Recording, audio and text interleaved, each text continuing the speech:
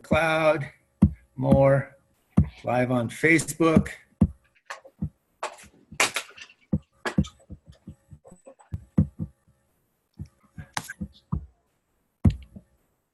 Give me a count. 3, 2, 1. We're there. Good morning, good afternoon, and good evening. You've reached the Note Closers podcast, and you're not with Scott Carson today. You're actually with Cody Cox and Gail Villanueva as we take over one last day for Scott Carson. Today we're going to be talking a little bit about when life throws you curveballs, and both Cody and I are very familiar, as many of you are, of when that can happen. So, Cody, good morning. Hey, good morning. It's great to be with this on the podcast. My schedule had been so much that I just couldn't join until today, and I find out that this is like the final one before Scott returns. So I'm really, really pleased to be able to get on this. So, talk about throwing curveballs. I guess with your schedule and my schedule, sometimes that happens in real life, and we've got quite a few both personal and professional events that have occurred not only of late, but generally in life that definitely prove that sometimes you have to be, as we used to call it NASA, semper gumby, because if you aren't flexible and adaptable, then both in life and in the note business, it's going to be very difficult. Yeah, I think both those words you use there, flexible and adaptable, are the optimal words because, we go through, from a note perspective, we go through our training, we build our processes, and we have this plan in mind when we enter into purchasing a note, and we kind of get this little vision, and we've heard the term, I don't know, so many times, to begin with the end in mind. And so we know where we'd like to go. But the deal of it is, it doesn't always get that way. It doesn't always follow the path that we'd envisioned from the beginning. So we have to be flexible and adaptable to deal with those changes as they happen. You're right. And I know that you had mentioned when we were talking about this yesterday, getting ready for this podcast, that you've had some recent situations that you might want to share with everyone regarding that need to be flexible and adaptable. Yeah, some of them are really good, and some of them are, are a struggle. One of the ones that are really good is I have this house that we took as an REO in Cleveland, Ohio, and it was one that the people who had owned the house had passed away, and so inevitably it was going to go through the foreclosure process because nobody in the family or whatever stepped up to try and stop it or claim it or whatever. I also had been referred over to a potential rehabber that was close to the house. Nice. He also is a city of Cleveland police officer, so he was able to cruise the house by me every now and then. And it always seemed like somebody was in the house. It always seemed like somebody was living in it, occupied. But we never knew who it really was. And so finally, I had contacted this guy. I told him that I was ready to try and liquidate it, if he could go by and take a look at it, see what it looked like. So he did, and he says, you know what, somebody's still in this house. The lawn is being taken care of. There's a car in the driveway. And so I ordered a property inspection to go out and do a door knock, and found out that the former homeowner, the people that had passed away, their eldest daughter was living in the house. And these folks had bought the house in 1977, so it was part of their family for a long, long time. This particular oldest daughter had lived in the house for a little over a year. She had some major back surgery, so she was just kind of convalescing in the home. And so I sent her a letter, and I sent her a letter and says, you know what, I know you're in the house. I've got to do something with it. Can you give me a call? Let's figure out what's the best thing to do for the house. So about 2 weeks later, she gave me a call. And she took a risk because she had no idea what the call was going to be about. And so we started talking about it, and I basically told her, it's not my real interest to try and get them out of the house because they're taking care of it. The house is good, but would they want to buy that house? So she said, well, let me think about it. Let me talk to her husband. She said that anytime it seemed like they were ready to move out of the house, something happened that kept them in the house for a little while longer. And I said, well, maybe you're just supposed to be there. Nice. And so I gave them till this coming Friday, and I kind of think that they're going to end up buying this house from me. I told her we'd carry the paper, we just transfer the title, they wouldn't have to go out for financing or any sort of loan and pay us off. We'll figure that out. And so that looks like it might come together. That looks like a very nice deal that's going to come together. And I know my investor on this particular transaction has been asking me, we're out a year now, what's going on? So Mhm. hopefully that's a curveball that I hit. So at least for a single at this particular point in time.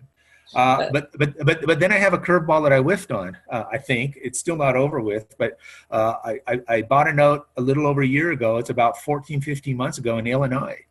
And it was a little too family, and I thought that the homeowner, the guy who owned the house, wanted to keep his rental house, but he just basically just gave up on everything. He disappeared. Taxes went delinquent. I had to bring the taxes out from being foreclosed on. There were some code violations, and I finally negotiated with the city in Illinois. They're going to cut the code violations in half. There's a water bill that hadn't been paid for a year and a half. They're going to cut that in half. And so we're finally getting to the point where we can actually record the deed. I can take ownership of it, and I can do whatever I need to liquidate that one. But that one's a little bit of a money pit. That one there is one that basically has cost us a little bit more money than we had budgeted for. But the mhm. value's still there. We probably have a little rehab work to go. But I guess maybe instead of whiffing on that one, it was a foul tip. I fouled it off into the right grandstands. So, so, so I get another swing. What about Yeah. you? What sort of things have you got as far as curveballs go? Well, I'm So, still kind of recovering from a curveball yesterday, although this is more on a personal nature. As you and uh-huh. I were talking, my husband and granddaughter were flying up to Birmingham to see his mom for a week and help her. She had this long honey-do list of things for my husband to take care of, and I I track all of our flights on FlightAware. It's a Uh-huh. software app, and I keep seeing these delays and delays, and I'm seeing the clouds building, which often Mhm. happens here in Central Florida this time of year. Well, the long and short of it, what happened was their flight kept getting delayed, to the tune of we decided to call it. There's a point where you have to just call it, you know, and move Yeah, on. make a decision. Yeah, yeah, Yeah. yeah. What are So we gonna do? yeah, and being the daughter of a pilot, I know that you you always want the optimum conditions if you can. Yeah, Well, long and short of it, we canceled the flight, yeah. and I got a notification at midnight last night that the flight was completely canceled. Oh They wow. yeah, so they got vouchers, which ended up being a bonus round out of that whole event. But it just shows that sometimes you have to really look at the signs. In my case, it was building weather up to about 50, 60,000 foot thunderheads that made us go ahead and do a course correction. I think Yeah, they're going up there next week instead. And it's just like investments too. You have to look at those, what we call here, probably a lot of people call them alligators in your portfolio, to decide if it's worth trying to recover or just cut your losses and move on. yeah. It sounds a lot like, and knowing you, Cody, it sounds like you land on your feet a lot of times when you have a situation, but you and I both carefully weigh before we decide to call a timeout or, Yeah. a ground ball on something. I'm not Yeah. good at baseball analogies. Well, that's okay. I mean, it's a lot of it is what you do when you're standing on deck when it's your turn to swing. Nice, yeah. Yeah. So and the thing of it is it's a team effort. Not only is the team effort with the folks of the WCN crew and Scott and his team, but it's a team effort with the folks that we have in our own lives. With my wife and my son and how they've engaged with what we've got going on. Hmm. Oftentimes very comfortable in delegating some tasks to them so they can take care of. Because like my schedule here this last week, okay? Because oftentimes, at least for those of us that are driving towards a goal, we often have a tendency to overschedule ourselves. Yes. And when I find myself, juggling two schedules, sometimes I liken it to riding a unicycle blindfolded while juggling. And I had a big presentation in front of the Northwest RIA group here in Portland last Thursday night. I You actually, hit that out of the ballpark, I might say. how do you know that? Well, Well, I know you, and I also saw that crowd because you posted photos. Oh So, yeah, yeah. It was packed. We had a good crowd, and I had a lot of people come up afterwards. And I've got some folks emailing me, trying to find a way to either get on my weekly newsletter or get involved from a joint venture status. So mhm. it turned out real good. We had a busy weekend, and then today I am sitting. Well, I left my home, which is a suburb of Portland, Oregon, at 6:45 yesterday morning. Uh, Wow. all the way east to a place called La Grande, Oregon. I got to pass the Idaho potato truck too. I had some pictures on Facebook about that. That's one big russet. And so I did a presentation to a group of realtors yesterday in La Grande, and then drove over here to Baker City. I'm in a little Hmm. town in northeastern Oregon, Baker City. And as I was telling George, this is where the old movie Paint Your Wagon was filmed years and years ago. So it's Wow. up in the mountains in northeast Oregon, and it's just a beautiful day today. When I'm finished with this, I've got to run over and I do my quarterly presentation for the Veterans Advisory Committee. And then I've got another presentation at 1 o'clock here in Baker City. Then I got to try and find a way to get home.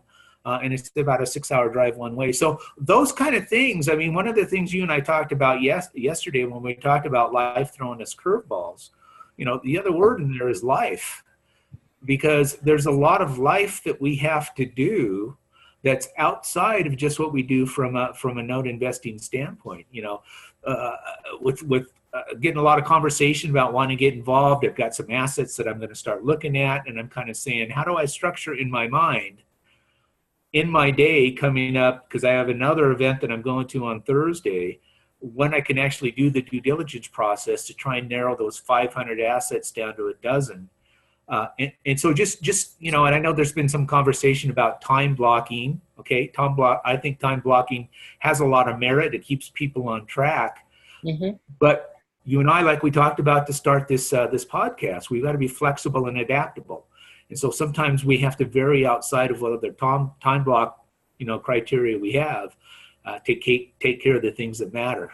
And so I don't know. That's just a little rant I've got going on about this thing called life, is we're trying to develop and trying to get develop our note business and all the other things that go on with just from, like you said, late last night you had to drive to wherever you are to get George and them, and so yeah, those kind of things come up on a daily basis. So we need to be adaptable and flexible in order to accommodate what we're supposed to accommodate.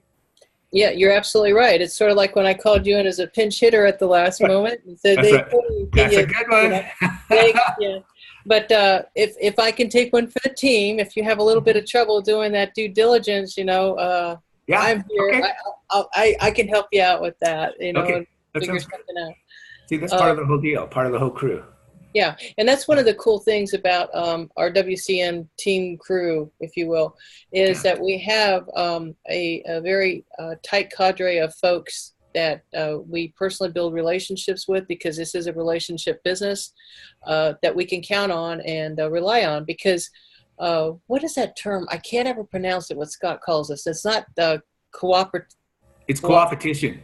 Yeah. Coopetition, Yeah. yes. Co-opetition. Yeah. So, Because we aren't looking at the same markets. We are not looking with the same asset managers. We don't all have the same criteria. So we're not actually vying for the same assets like I was back in the day when I was a fix and flipper. I talk about yeah. that like it's ancient history, because Yeah. it is ancient history. Although I still loved it. Yeah. Yeah. But we do have folks that we can call on and rely. I've called you and asked your opinion on certain things, Oh, yeah, and sure. Yeah. one day I hope to pay it forward and be able to do that for a new note investor. But you're right. I talked a little bit on one of the podcasts about the work-life balance, because I read somewhere that procrastination is sometimes when we put so much on our plate we don't know where to begin, so we Yeah. don't begin with anything. Yeah. I agree. Sometimes you just have to take that first step. Now, Hmm. I kind of have a theory, and I wasn't able to listen to a lot of the previous podcasts, and I have a little bit of a theory about this work-life balance that you mentioned, because I think it's real and important, but I think it comes in cycles. Okay, so if I don't think the work-life balance can happen simultaneously, I guess is the best way I would say it. Because there's going to be periods in our work where we have to focus on work. And unfortunately, some of the other aspects of life, get deferred for a little bit. But then if we do it right, if we spend the next 60 days going like crazy, putting our head down, trying to buy 10 assets and all the due diligence and all the stuff that goes on with that, getting the joint ventures, doing the wires, getting set up with the servicer and all the things that we have to do, we spend 60 days focusing on that, you would look at that and say that your work-life balance is out of balance. But when you're finished with that 60 days and now you're able to go over to that life part of things and get back in sync with your family and make up some of the promises that you've made for them, that you can get back and we can go to this place. My wife has been talking to me about, we need to go away for about a weekend here. And I'm thinking, yeah, we really do. Her and I need to go away and spend about 3 or 4 days just somewhere off in the wilderness or at the beach or something like that. Just kind of escape the city and escape all this sort of stuff. And we're going to do that. But this week and next week's a different story. I actually have our anniversaries coming up at the end of next week. I don't know if my wife was watching or not, but she probably thought I forgot, but I didn't. And so, a lot of those things are on your mind. That's part of how to deal with the curveball. Right. How to wait for that, try and pick the seams up as it's curving into you. And then, taking a good qualified swing at the pitch, but keeping all these things into account so that, I need to do this, I need to do that, and then kind of set up the priorities in your mind. And of course, priorities shift. And that's going back to what you started the whole thing off, being flexible and being adaptable. And I don't think you could start off a podcast any better than those 2 words. Well, thank you for that, Cody. I appreciate that.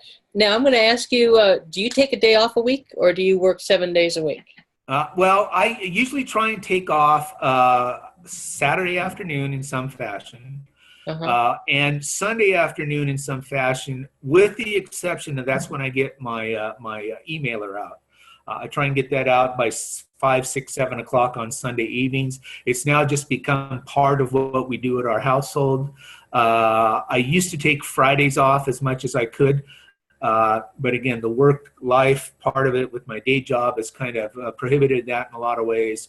Although I do have, some time off that I have to take before the end of this month. So I'm going to take that off a little bit later on. And hopefully that'll be some time that we can my wife and I can sit on the back deck and have hot tea. So that sounds good. That would be again, a good, I value the time. It would be a good time to take that off for your anniversary, possibly? Possibly, yeah. It might be the following weekend, but I'm not quite sure. I have to see how that goes. But it might work that weekend as well. It's, again, it's sitting on the curveball and trying to pick up the seams and, taking a quality swing at the pitch. So I'm glad Scott got us started on this baseball analogy after his Monday night at the from a few weeks ago. Yeah, because we had to really, let me think of what I could use here. We had to come up with something, in a clinch there real quick, but it was great. Now, I do take 1 day a week off. I tend to take Sundays off. Now, I do take 10, 15 minutes to maybe put together a noteworthy nugget and try to get that out as my weekly. But I had to just decide that I was going to take 1 day off a week. In the family day, we go to church and I just chill. Now, I put it into my mind that I'm going to take Sunday off. Now, and I've also told my family, look, if I get a call and it's a matter of I'm going to lose a deal or if it's something that could affect income coming in, I'm going to have to go ahead and change that and go ahead and work. But what I do is, a friend of mine told me about this. He said, if you take off 1 day a week, it refreshes and recharges you, but you also, by the time Monday comes around, I'm out the gate. Yeah. Really a baseball, but it's like a horse racing thing. I mean, I am out the gate, ready to go.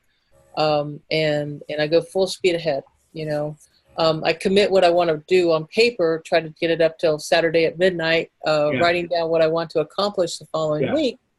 But I take a break. I just chill 1 day a week. Yeah, that's good. And you can actually break that up into what you do the first 2 weeks of the month and what you do the last 2 weeks of the month.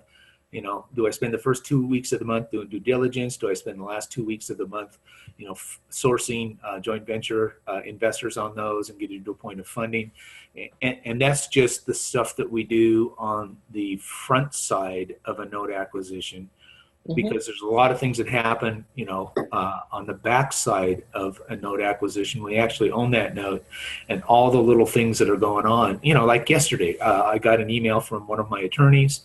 One of the notes that we bought a month and a half ago was in Chapter 13 bankruptcy. They were making payments on the bankruptcy, but we had not yet put in the paperwork that would transfer that bankruptcy payment over to my company. So those are the kind of little things that maybe slip through the cracks if you're not keeping on top of stuff. A lot of things, you think would happen because everybody knows what's happening, but not so much, because you still have to throw in that paperwork. And that's why having the loss mitigation people are so important. We can't do all our loss mitigation ourselves. A little bit we can, but it's best to hand it off to the experts and the attorneys who can look through the file and say, hey, this isn't happening. How do we do this?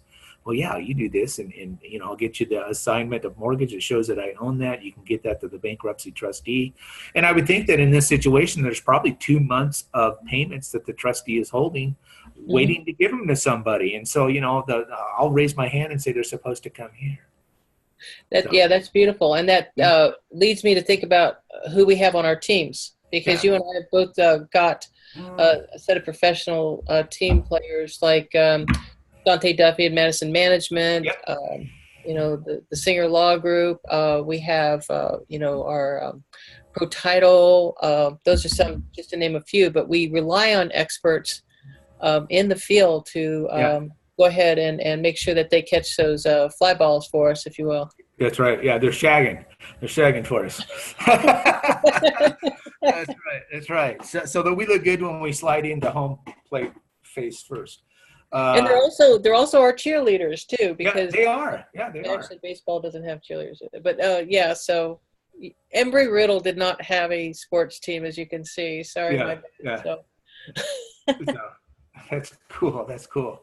And so what else is going on for you this week? I mean, what are some of the things that you see in your schedule coming up this week that maybe you had to adapt or be flexible with to make sure that they got accomplished?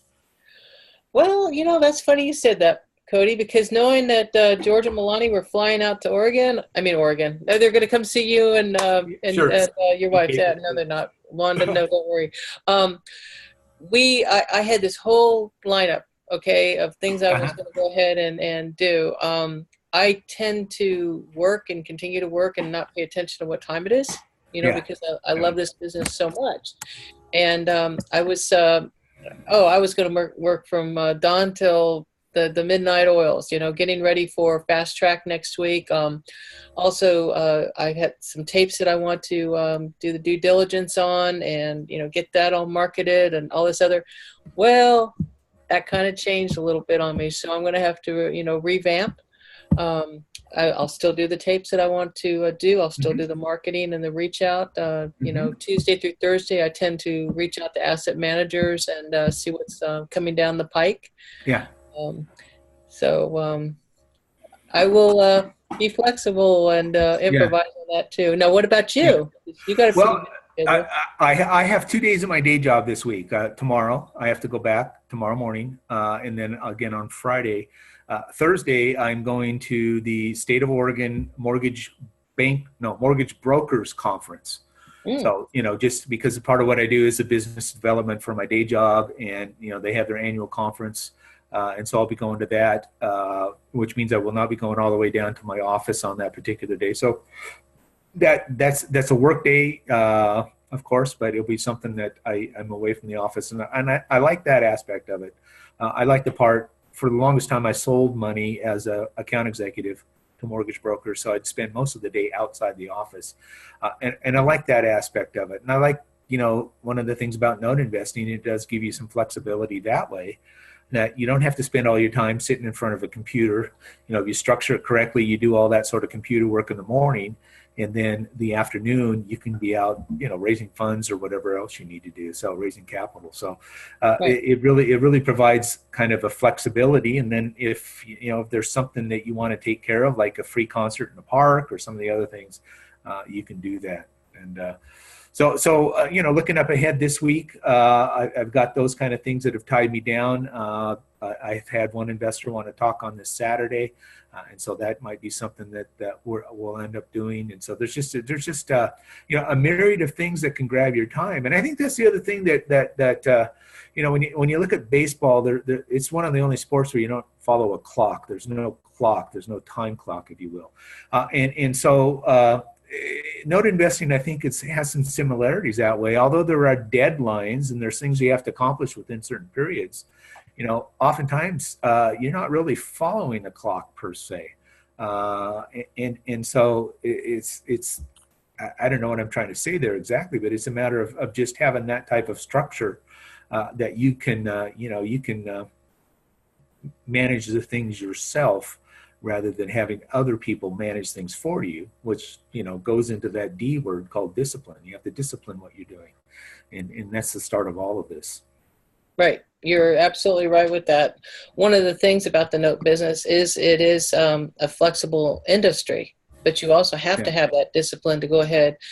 I find that when people get into going from a salary to self-employment, sometimes having that freedom is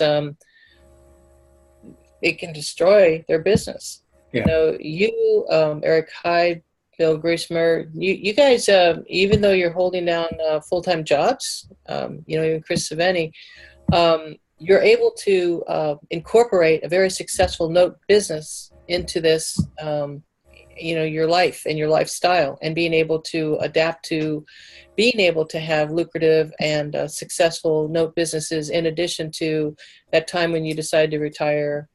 Yeah, I know. Yeah. Well, yeah, and that's the other thing. We're finding ourselves almost right midway through the year. Okay. Yes, already. Yeah, I know. And and that's kind of a point of demarcation. You got to figure out, one, have you accomplished any of the goals that you set out at the beginning of the year? Right. And where do you need to adjust? Is there still time to accomplish those before the end of the year? And then there's some goals that you'd set for the end of the year. Mm-hmm. Am I on track for that? What do I need to do? So oftentimes this mid-year period, is kind of like halftime, although they don't have a halftime in baseball. But it is kind of a halftime to take some time and look over the past years, run the tapes again to see if there's anything you missed or where you went astray or how far you varied off where you intended to go. But understanding that being flexible and being adaptable, can you get back to where you need to go, or do you need to change something? Right. And so, there's a time mid-year, which is a time of reflection, if you will. And I think every one of us business owners, as we're trying to ramp up a business, need to understand that, you've got to go back and you've got to look not only at the books, but you've got to look at the tapes to find out, tapes in the manner of videotapes, if you will. What have I done the past 6 months? What do I need to do the next 6 months to accomplish any of the things that I've set out for by the end of next year? So, yeah, it's middle of the year already. What do you think of that? Well, I do the same thing. Actually, I do it on a monthly basis. I try to revisit what I'm doing to see, if I'm on track, if I need to adjust anything, where I've gone with my profit and loss statements and that. But yeah, this year has whizzed by. When I sit there and think about last year, when I was, full on still doing the fix and flip, buy and hold scenario, and then take it, that's a good example of that. I took a step back and said, well, wait a second. I'm struggling here to find inventory. I was listening to, I had a mentor in real estate, and he was basically saying, no, the deals are out there. The deals are out there. And I'm like, well, then why are the only deals you're finding are with your students? Which, if you're looking for a mentor, there's also criteria you should do when you're scrutinizing that. It's sort of like when they recruit people for a baseball team, Yeah. It's best not to have a mentor that you may be in competition with. Yeah. Yeah. I agree with that. Yeah. Yeah. Yeah. Well, when you're in a small area, sometimes, it happens, but that's not always the best idea. Now, did you look at performing notes before you got into non-performers? No, I didn't. Okay. I didn't. I've done a couple performing notes, but really when I got started is I bought just some non-performers in my IRA. I'd been talking to a lot of various educators just to talk to them. And I had one guy that you might know, Mike Rosica. Mike's a good guy. He's in the second mortgage realm, and him and I had talked quite a bit. And we were talking about getting joint venture partners, and I was kind of asking him, what's a way to do that when I'm so new in the business? And he says, well, really what they're going to want to do is see what you've done. Right. And so what you're going to have to do is you're going to have to go out and do some things on your own, no matter what the level is, no matter what the dollar amount is, and show them that you're successful in it. And so I went out and I did 3 deals just in my IRA. Well, 2 of them worked out where I made a good profit on it. The third one, I actually joint ventured with some other guys, and I got all my money back, but that was it. So, and that taught me an important lesson. I think everything that we do teaches us a lesson, and we just need to make sure that we log it in. You know, a couple of weeks ago, I sent out my Sunday evening email there, and I talked about audit. And, I would think that somebody says when I'm talking about an audit, they're talking about an IRS audit. But really what I was talking about was a self-audit. Because we have to sit down and we have to take a look at our business. We have to look about, are our processes in place? Do I have all my expenses accounted for and associated with the right asset? Because we're not blending anything. We're not commingling those kind of things. We got to keep that all separate and distinct. And one of the things I have got to get better at, and that is communicating and reporting with my joint venture investors. As in my situation, and it's not an excuse, but there's a lot of moving parts going on, and so that is something I've just got to get better on. And so I've listened to some of the other folks about how they prepare a quarterly statement, and so here we are running to the end of this quarter. And so part of that self-audit is how can I prepare something to give to my joint venture investors that will tell them exactly where they're at on their investment. And so that's all part of it. It's all being flexible, adaptable, and changing what you need to change within your own business. Even though it might be okay, there's always better. So, yeah, and building the systems and processes is something that I think that we all work on, because there's always something good to help us, as far as in the toolbox or the batting box or not the batting box, but that's not a good in there. I'm trying, can't get those in there. But that would be the dugout. We'd have to. The dugout. We've got all the accommodations in the dugout. Got the accommodations in the dugout, but you have to look at ways to streamline the business and to make it successful and have that follow up with your investors and have that. So it's great. That's good. So, and after all, we all end up being our own umpires, right? Calls it as I sees it. You did good. Yeah. And it's always good to have those coaches on our side too, you know, and you and I both have, I think, the best. He's probably flying somewhere right now, but I can't say enough about Scott Carson. And Stephanie. Stephanie has been an amazing attribute to helping me get my business up and running and, show me the ropes. I think they'll probably sleep for about 24 hours when they get here, just trying to catch up with the jet lag. But is Scott doing this tomorrow, you think? Or is he going to have a day off? Or what is today? Today's just Tuesday, right? He amazes me. He's like a machine. I'm sure he's going to be like when I come in Monday morning and just ready to go, or maybe not. It's hard to say, but I don't know. We've all been kind of wondering that ourselves in the background. So, but again, it's flexible and adaptable. If we get a call saying, "Hey, can you cover?" We're here. That's what I love about being a part of the WCN crew and the mastermind is the fact that we all want to see each other succeed, because we know that if we all succeed or one of us succeeds, we all succeed. Yeah, it's exactly right. I had an old boss years ago, back when I worked in the savings and loan industry. And one of his little sayings was, all boats rise with the tide.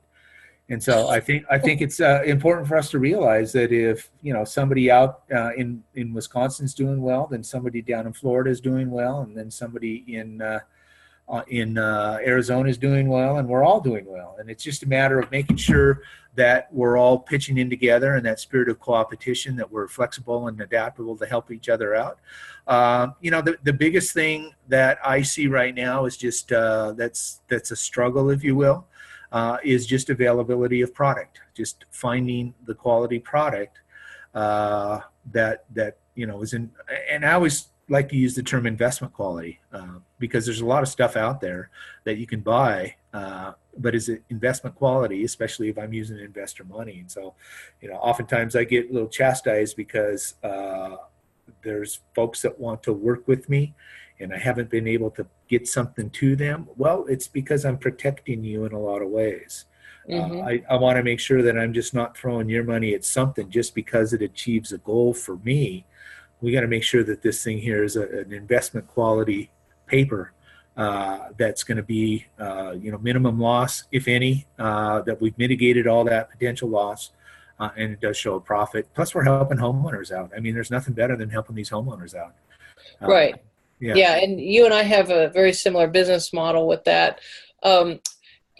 When you mentioned that about due diligence, I'm the same way, Cody, and I'm not going to, make excuses for it or, anything like that. But it seems to me in this business, doing the due diligence and doing thorough due diligence on the front end makes everybody's life better at the end.